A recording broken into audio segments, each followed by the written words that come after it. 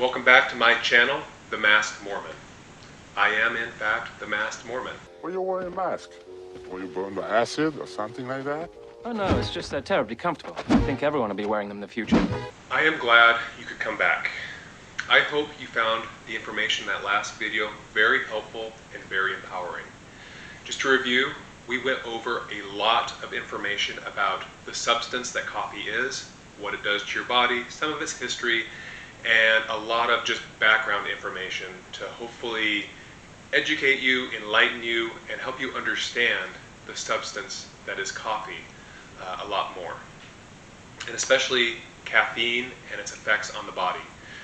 Because as a substance that we take into our bodies, I think it's important to understand those things. That way we know how to use them, why to use them, why we might decide not to use them. But mostly it's just to empower you because, like I said last time, you have the ability to use agency probably for the first time in your life, and I want to help you have the most information to be able to make the most informed decision that you can. I know it's been a while since the last time I made a video. It's been that season with a lot of travel, with holidays and things like that. So I'm sorry I couldn't get to this video sooner, but I've been also excited about this video because whereas last time we gave a lot of background on coffee, today I'm going to go over how to help you decipher the language of coffee so that you can order something that is delicious to the taste and very desirable, or so that you can make it yourself. But before I do that, if you like what I do here, please press that like and subscribe button. And if this is useful to you, to share it with a friend. So with that out of the way, let's get into it. There is a whole language to the coffee world that can be intimidating to somebody who is new to it.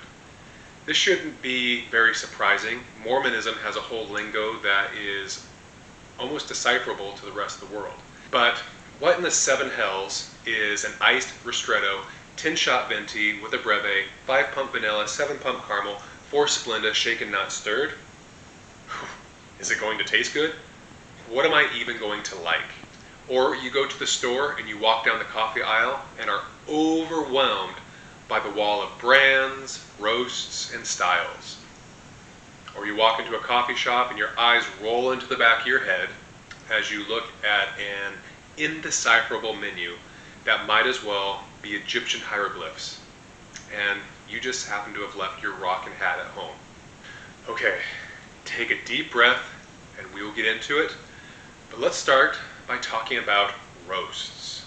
How long the coffee beans are roasted affects how the coffee ends up tasting, and also the caffeine content to some extent. It's characterized from light to dark. There's ultimately no standardized roast criteria in the coffee industry, and it varies from brand to brand. So this is a light roast. A blonde and a light roast coffee are the lightest roast coffees, as the name suggests. These beans are roasted at a lower temperature and for a shorter amount of time. Light roast coffee has a higher acidity content because the acids haven't had time to break down. They also have a higher caffeine content. Because of the higher acid content, light roasts may not be good if you have a sensitive stomach.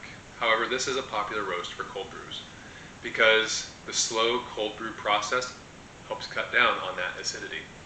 Light roasts also take longer to extract or brew properly, so it is better to grind these beans more finely. The next roast is a medium roast coffee. Medium roasts are roasted at slightly higher temperatures, and there's more of a balance between the acidity and the flavor. Apparently some say it has a nuttier or chocolatey flavor. To be perfectly honest, I can't really tell the difference when somebody says coffee has notes of this, or tastes of that. I just kind of know if it tastes good or if it doesn't. This is actually the most popular roast in the US. It extracts or brews faster than a light roast, so it's possible to have a coarser grind if you're to grind it yourself. Medium dark and dark roasts are roasted hotter and longer. The flavor becomes more intense with a bittersweet aftertaste. The longer roast brings out more of the oils, giving it a stronger and more bitter taste. It's good to use a more medium grind with this type of coffee because it can extract or brew very quickly. The mouthfeel is preferred by many coffee drinkers across the world, especially in Europe. Okay, so those are the three main types of coffee roasts. So what's the difference between the different types of coffee drinks? If you were to order something, how would you interpret the menu at different coffee places? When most people think of coffee, they think of regular coffee. And this is coffee that is brewed in a drip-style coffee maker. This is the kind of coffee that will be served in cafes or at restaurants or when you go to the gas station, but it is the simplest type of coffee to make. This kind of coffee is brewed with coarser ground beans and is less concentrated, and it has a milder flavor. Espresso, not espresso, will be found at a coffee shop. They have more specialized equipment like an espresso machine and will more likely serve espresso drinks. Espresso drinks that you are likely to run into in a coffee shop are a cappuccino, latte, macchiato, americano, mocha, among others. There can be all kinds of iados or us at the end of some various words that might be clever marketing. But those are the main types of espresso drinks you would find at a coffee shop. Fundamentally, espresso beans and coffee beans are really no different. The difference is in the grind and preparation. If you buy a bag of espresso beans at the store, it's really just giving a suggestion on how to prepare your coffee. Espresso is extracted from finely ground beans brewed with a high ground to water ratio. Espresso is slightly thicker than coffee. It's also extracted or brewed via hot water at high pressure, hence an espresso machine. Water under that pressure is able to dissolve more carbon dioxide from the grounds, which is produced during the roasting process. When the extracted coffee hits the cup at normal pressure, the coffee can't hold on to that gas anymore and forms small bubbles. Chemicals in the coffee attach to these bubbles and form a foam called crema. Ristretto is a variation on espresso that is extracted with less water. It also may be called a short shot of espresso. Just say that 5 times fast. This results in less total liquid, but more concentrated flavor. The resulting coffee tastes sweeter and apparently less bitter because of the short extraction time. 8 ounces of regular brewed coffee has about 95 to 165 milligrams of caffeine in it. Espresso, on the other hand, has 47 to 64 milligrams per 1 ounce shot. So a cup of coffee has more total caffeine in it, but your espresso is more concentrated. Espresso drinks use 1 or 2 shots of espresso as the base of everything else that is added to the drink. So when you go to a coffee shop and see all the espresso drinks, here is how to decipher them. The basics are that they start with 1 or 2 shots of espresso with varying amounts of either water or milk foam. First off, espresso. We've been talking about that. Super simple. It's just a single or double shot of espresso and nothing else. If you're not used to coffee, you probably wouldn't like this because it would be very bitter.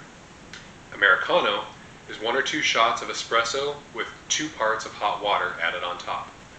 I don't know if the Americano is a dig at Americans because we apparently like our coffee weak, but it's just a more diluted form of espresso.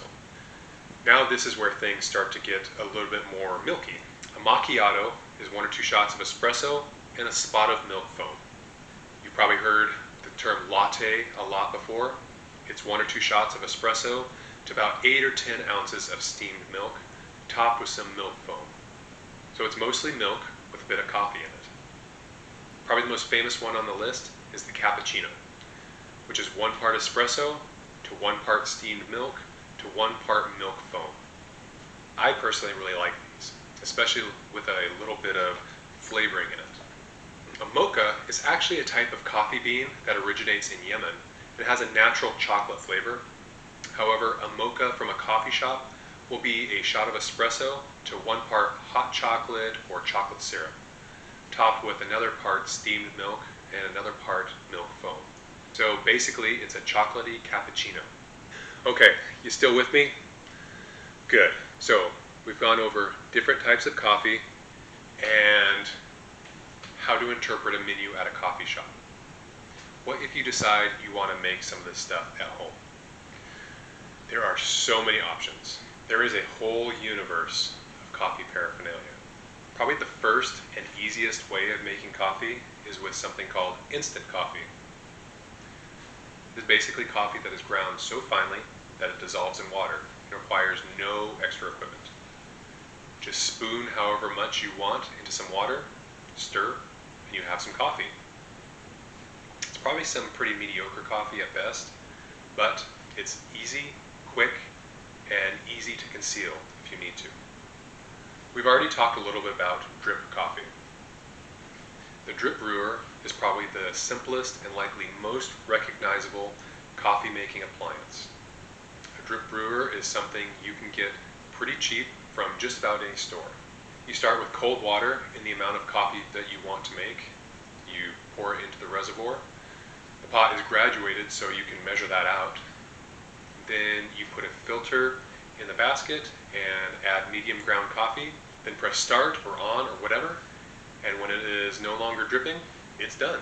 Some also have the feature where they'll automatically start at a certain time if you prepare it the night before. Next, we get into the first thing that I actually have, a Keurig. Like a drip brewer, it's really easy and fast. You just fill the reservoir with water, then you take a K-cup of your favorite coffee and just put it into your hopper like that, and close it. Press the power button, and just press the how much coffee you want, and just a short time later, provide you with some coffee.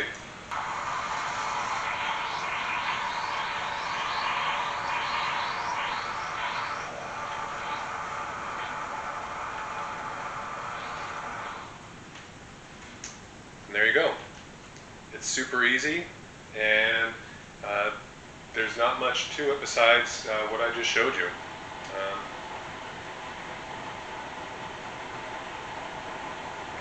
It's pretty okay, but you can add your milk, you can add syrups, and various other flavorings to your liking. The next coffee maker that I have is called a French press. I don't know why it's called a French press, but it's just this glass container with this plunger. That plunger has a filter in it. Put whatever kind of coffee you want in, either medium or coarse grind into the bottom. Put some hot water in with your grounds and just wait for about 4 minutes. After that time, just put this in and press the plunger down, and then pour off some coffee. It's actually one of my favorite things to use. I also have another super simple piece of coffee technology or paraphernalia. This one is called an AeroPress. It makes an espresso-like coffee. So it is just made of this plunger and this reservoir, and it has this little grate on it. This one's, again, super simple. You use finely ground coffee for this one. You have these little paper filters that just go into the screen like that. This just screws on, and then you put your coffee grounds right in here. It actually comes with a very nifty and convenient funnel to help you do that.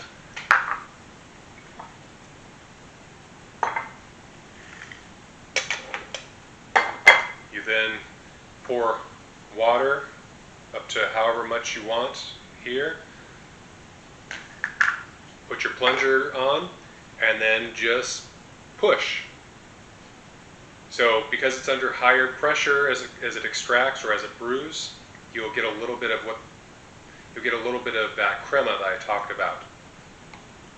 It's not a true espresso because you're not actually dealing with the high pressures and high heats of an actual espresso machine, but it's, like I said, espresso-like. There are all kinds of things you can use to flavor your coffee that you can find. Personally, during the week, I just usually flavor my coffee with a little bit of milk or half and half. But for a little bit of a treat, I'll either put in some of these syrups.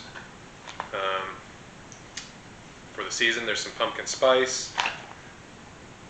We like caramel as well. So I've described to you several ways to make coffee.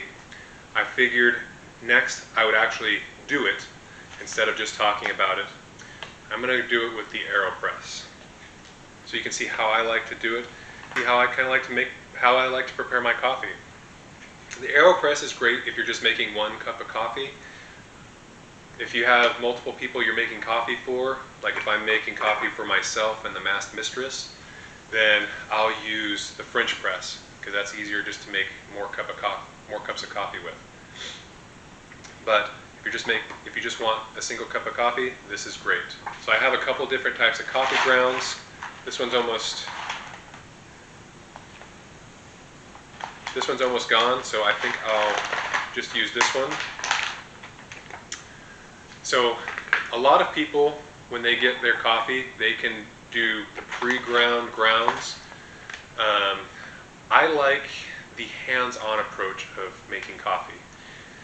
I know this doesn't necessarily go with the simplicity of coffee. If you just want coffee and go, a drip coffee maker is perfectly fine. Or getting just pre-ground beans. However, the coffee snob in me is going to come out a little bit. I think coffee should be as best as a fresh food. You don't want it to get stale or anything like that, because honestly, if you're now just starting to get into coffee world, you've had no coffee for most of your life, and life's too short to be drinking bad coffee.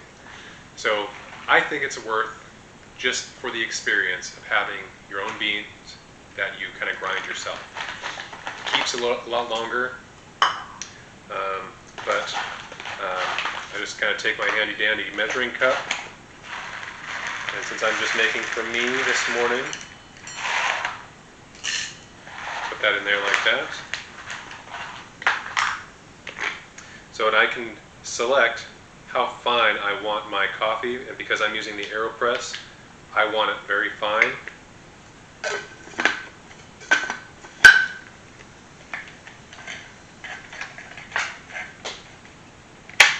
I'm going to plug this in. And there it goes. Kind of grinding that coffee. When it's done, it'll stop automatically.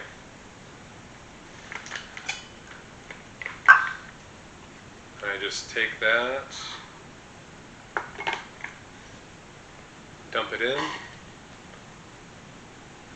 Now it'll kind of collect at the bottom because it's so finely ground.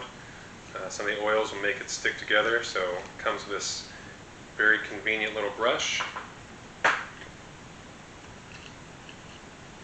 Get all that coffee goodness in there. And then once you're done with your toys, you put them away. Then you just take some hot water. I warmed up in my handy dandy kettle.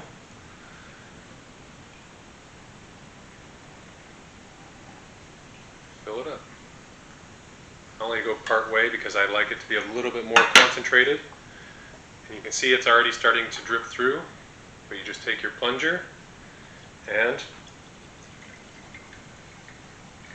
press down. That's it. So because I was sitting down so you could actually see me in the camera, I couldn't actually get above it to help push it down, so it ended up not quite as dark as I might like, but then I just take a little bit of milk, and this time let's do some caramel. And I just want about an ounce or so. I like just a little bit of sweetness.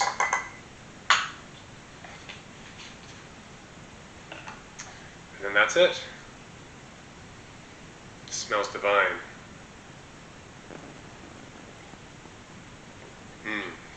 That is delicious. So those are the basics on how to make coffee. It really is kind of up to you what you want to do, how into it you want to get. There are some people that just like to get coffee quickly and go. That's fine. There's some people like me, kind of like to nerd out on it. And honestly, I kind of like the ritual of grinding some beans, getting some water hot, and either using my AeroPress or my French press or my mocha pot, and just kind of having an experience as I have coffee. There are times when I want it quicker, and I'll use a Keurig or whatever, but these are my favorite types of coffee making tools, and I like making coffee an experience. That makes it just a lot more fun and a lot more fulfilling, especially if you can share that with somebody. I think coffee is meant to be a social drink where you either make it with them or you serve it to them, and you kind of sit and talk about whatever. Mass Mistress and I will often talk about politics or books or life in general or just where we are, and it's kind of a great experience just to help bring us together. I think coffee is one of those things that can help bring people together. And I think it's unfortunate that Mormonism has made coffee, which is a drink that can bring people together, it's made it almost, has demonized it so thoroughly, where if somebody drinks coffee, they're almost seen as evil or fallen. But it is really an intimate drink to share with somebody. One of the things I like about coffee shops, again, is the experience and the ambiance and how it brings people together, or it helps get the creative juices flowing. It's why you see people writing things or on their computers or sitting and talking with people at coffee shops. That's why coffee, I think, through history was something that was used to help bring thinkers together. I like how Dolly Parton described coffee as liquid ambition, and it really is that. I know we've covered a lot of stuff today, the different roasts of coffee, the different types of coffee drinks, some of the tools for making coffee, and then we made coffee. So hopefully after these last two videos, I hope they weren't too dense or too much, but I hope you have a greater appreciation for coffee, even if you decide you don't want to drink it. But I also hope you feel more empowered. That way, if you do drink it, you don't feel like a stranger in a strange land if you go into a coffee shop for the first time and just have no idea what to expect. But there it is. What did you think of this video? Did you like it?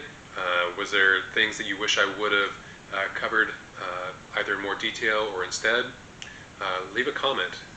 And if you like this, please press that like button and subscribe, and share this with anybody you think might be interested or might find this helpful. And I'll see you again.